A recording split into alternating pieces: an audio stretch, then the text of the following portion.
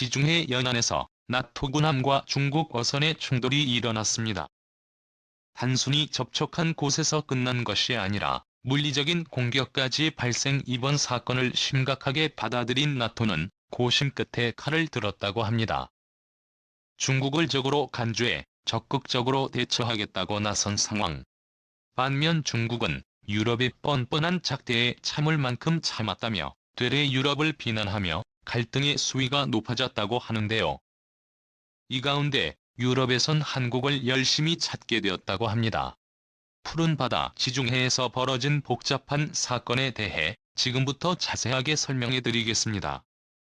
잘못을 저지른 국가는 뻔뻔하게도 아무 책임이 없다고 주장하고 피해를 입은 국가들만 오히려 더 바쁘게 대응하는 일이 일어났습니다. 이 모든 일의 원인은 중국의 불법 조업 때문에 생긴 일로 국제사회가 긴장에 휩싸였습니다. 나도 수석 군함이 지중해 지역을 순찰하던 중 신고되지 않은 곳에 조업을 하고 있는 수상한 선박을 발견. 유럽 선박이 아닌 것으로 보이는 이 조업선에 급습했는데요. 놀랍게도 조업선은 나도 군함을 보고도 도망치지 않았다고 합니다. 오히려 이들에게 총격을 가하며 반항했다고 하는데요. 태연하게 총격을 가하는 것은 물론 배에 달려있는 기권표를 이용 나도 서서 군함을 향해 본격적인 전투 행동에 들어갔죠. 군함 역시 포격으로 적 함선을 향해 공격을 가했죠. 하지만 군함의 화력에는 감당할 수 없었는지 불타버린 중국 어선은 꼬리를 내리고 항복을 선언. 지중해 연안을 감시하던 나토 소속 병력들은 어선 내부를 둘러보고 경악을 금치 못했다고 합니다. 함선에 실려있는 화약과 무기들의 양이 상당했고 무엇보다 불법업을 통해 잡은 어획량이 엄청났기 때문이죠. 지중해 연안에서 서식하는 참다랑어와 농어를 비롯 살아있는 개체가 얼마 남지 않은 지중해 상어까지 잡혀있는 것을 확인했습니다. 참다랑어와 농어를 비롯한 지중해 어류들은 모두 다 하나같이 멸종 위기에 처한 물고기로 세계자연보전연맹이 철저하게 감시하고 있는 어종입니다. 만일 허가 없이 무단으로 이 어종들을 잡을 경우 강력한 제재가 주어지는데요. 중국 어선은 이러한 사실에도 불구하고 무단으로 타국 고장을 침입 멸종위기종을 남김없이 포획하며 심지어는 겁도 없이 군함에 위협까지 가하는 모습을 보인 것이죠. 중국 어선은 정체를 들키지 않기 위해 뱃머리에 씌어진 선박명까지 지우는 치밀함까지 보였습니다. 희미하게 남은 중국어 글자까지 완벽하게 지우지를 못해 꼬리를 드러낸 것입니다. 이미 중국 어선의 불법업 행위는 전 세계적으로 문제적인 상황. 조 바이든 미 대통령은 오징어를 먹어치우는 국가가 있고 그 이름은 중국이다라는 말까지 남기며 대놓고 중국을 고로 태평양 대서양은 말할 것도 없고 유럽 영역이라 할 수 있는 지중해까지 금화수를 뻗친 것입니다. 그런데 유럽과 상당한 거리에 있는 중국 소속 조업선이 어떻게 인도양과 홍해를 거쳐 먼 거리에 위치해 있는 지중해까지 와서 불법업을 할 수 있었던 것일까요? 상당한 거리인 만큼 필요한 석유도 상당하고 업을 하기 위해 필요한 식료품과 물은 물론 대규모 보관소까지 있어야 지중해에서 업 활동이 가능합니다. 그런데 이번에 포획한 불법어선은 그런 생김새가 아니었죠. 비밀은 의외로 가까운 곳에 있었습니다.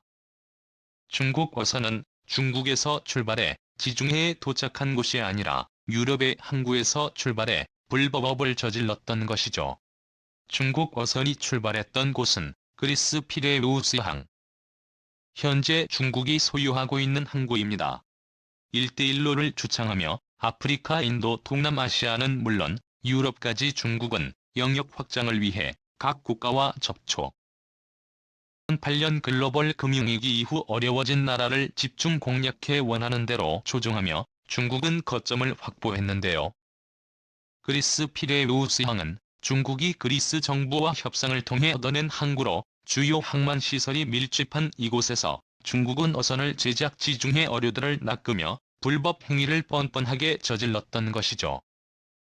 러시아와의 전쟁으로 신경이 곤두서 있는 나토는 중국의 실질적인 위협에 민감하게 반응했습니다.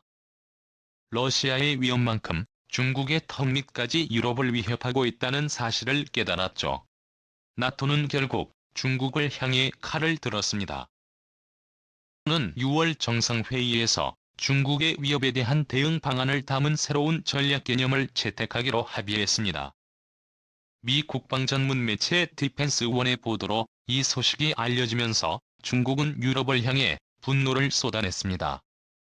유럽이 중국을 향해 전략 개념을 채택했다는 것은 다시 말해 유럽이 중국을 적으로 간주의를 상대하기 위한 시뮬레이션과 병력 정지를 담은 전략을 공개적으로 마련하겠다고 선언한 것이나 다름없기 때문이죠. 가장 마지막에 나온 전략 개념이 2010년도에 나왔고 이번 2012년에 이래로 개정판이 나오는 것인데요. 이번 개정이 이루어진 주요 이유가 바로 중국이라는 것도 밝혀졌습니다. 그만큼 중국의 위협에 대해 유럽이 진지하게 대응하고 있다는 것이죠.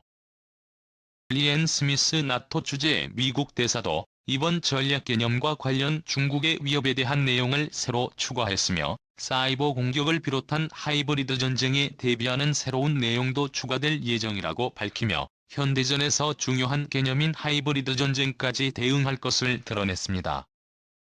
우크라이나 러시아 전쟁에서 처음으로 등장한 단어인 하이브리드 전쟁은 물리적인 포탄이 오가는 실제 전쟁과 더불어 사이버전에서 진행되는 상대방의 정보를 마비시키는 사이버 공격까지 포함한 개념입니다.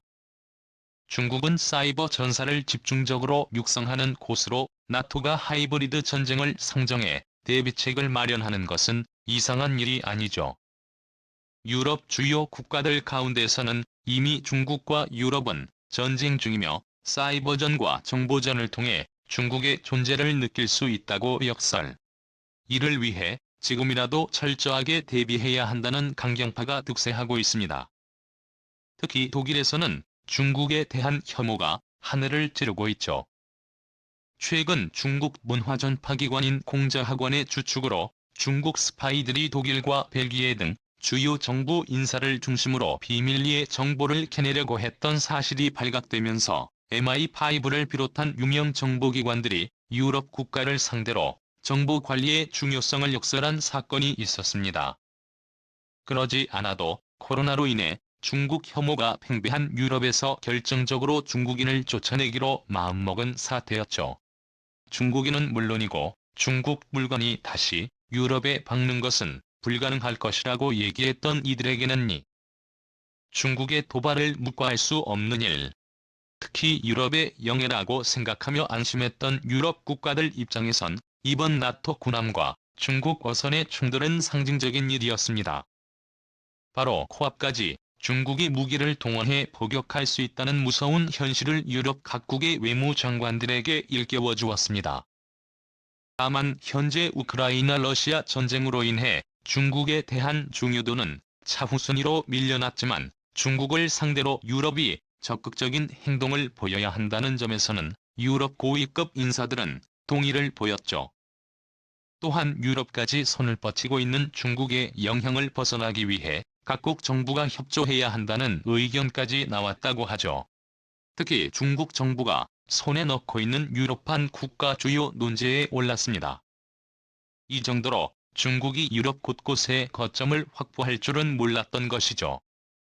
경제 위기로 나라가 휘청이던 시기의 빚을 갚기 위해 도움을 요청했던 그리스는 중국의 손을 잡습니다. 이 틈을 타고 중국은 그리스 피레우스 항만의 소나기에 넣었죠. 피레우스 항 지분 67%를 소유한 중국은 이곳으로 마음대로 움직였습니다. 중국 함선은 물론이고 물류의 거점으로 필요성을 이용 이곳을 오가는 중국인들은 점점 늘어났고 심지어 이 근처의 땅까지 중국 큰손들이 차지하면서 그리스는 점점 피를 수지역의 영향력을 잃어갔습니다. 이탈리아의 항구도 중국의 손에 넘어가면서 중국의 지배를 받았습니다. 총 4개의 항구가 중국과의 양해 각서를 체결하며 차이나 머니를 도입했죠. 노바와 라벤나 팔레르모 트리에스테의 항구의 곳이 중국을 위한 항구가 되었습니다. 그 중에서도 트리에스테는 중국 자본 잠식의 50%를 넘어갈 정도였죠. 경제 위기로 흔들리던 유럽의 틈을 타고 중국은 영향력을 행사 거점 도시를 여럿 확보해 유럽, 중국 사이의 교두보를 확실히 마련해 두었습니다. 향후 나토와 중국 사이에 전투가 발생할 경우 이들 도시는 유럽이 아니라 중국의 편을 들 가능성이 높죠. 스페인과 북아프리카 일부 지역 역시 중국이 차이나 머니를 동원해 항만을 건설하고 항구 도시를 이용하는 일을 저질렀습니다. 유럽이 중국을 진정으로 몰아내기 위해선 이들 도시의 주권을 다시 유럽 쪽으로 돌리기 위해 돈이 필요하다고 역설했죠.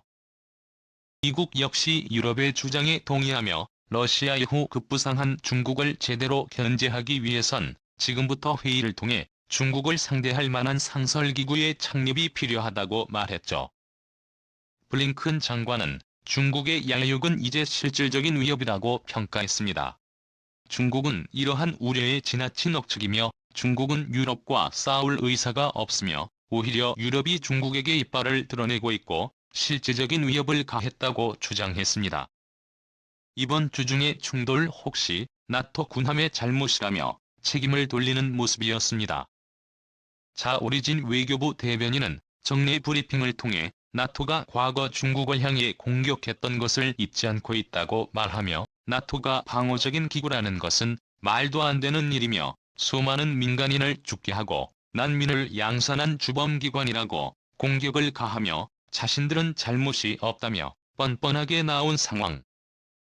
점점 나토와 중국 사이의 갈등이 심화되는 가운데 나토는 한국에게 손을 내밀며 중국과 상대할 만한 강력한 무기를 원하고 있는데요.